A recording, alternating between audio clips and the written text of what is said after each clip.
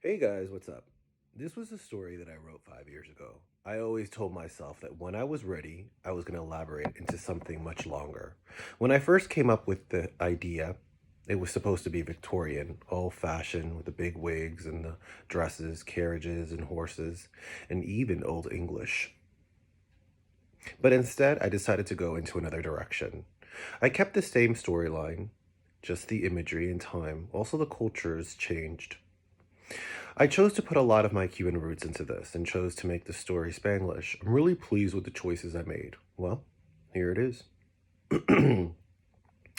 Ana y los tres. Episode 3, Consejo de la Madre.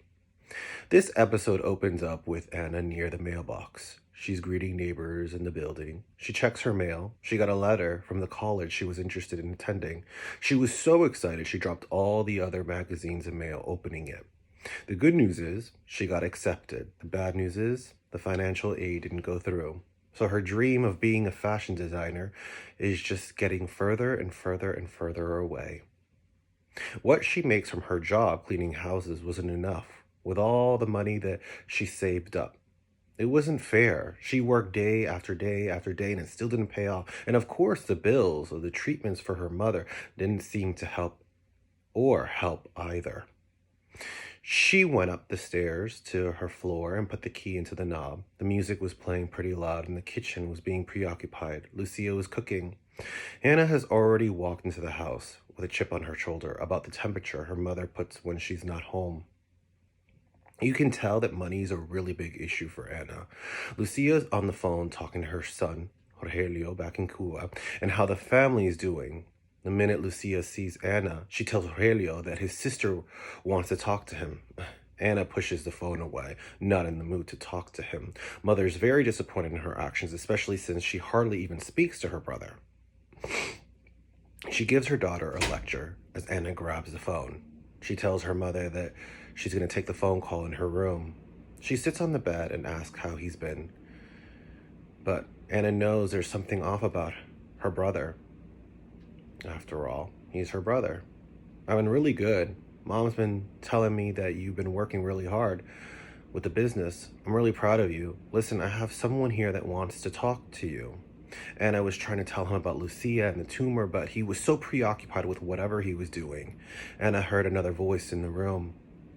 Then another voice came on the phone that made her heart skip a beat.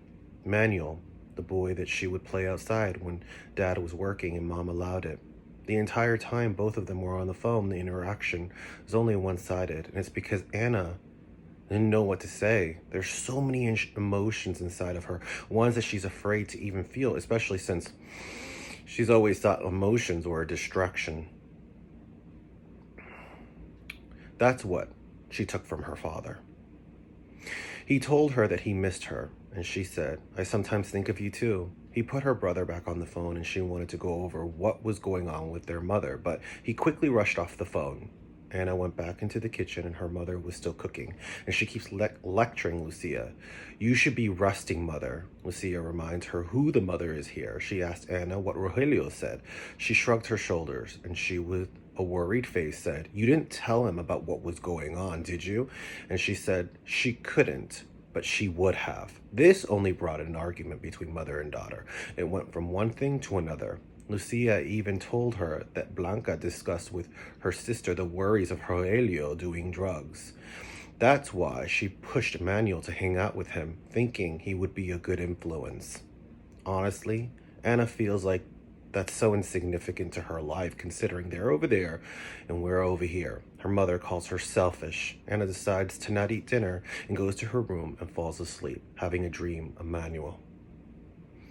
Even though Anna has always claimed to be this power-hungry, ambitious individual, there's a part of her that does love that boy she used to play with outside, but she keeps those memories inside, which is so sad because that's probably the most vulnerable part of her. The next day, the alarm goes off, and she continues another day. The episode then jumps 3 months later where Lucia is on her deathbed in a hospital, and Anna is trying to make her as comfortable as possible, asking her if she wants any more pillows, blankets, anything to eat. She says no. She just wants her to listen to her mother. She tells Anna that in their lives there has been a lot of differences, but she wants her to promise her something, to make the best of her life, to be happy. Anna promises, but will she keep that promise? We'll see. Stay tuned for the next episode.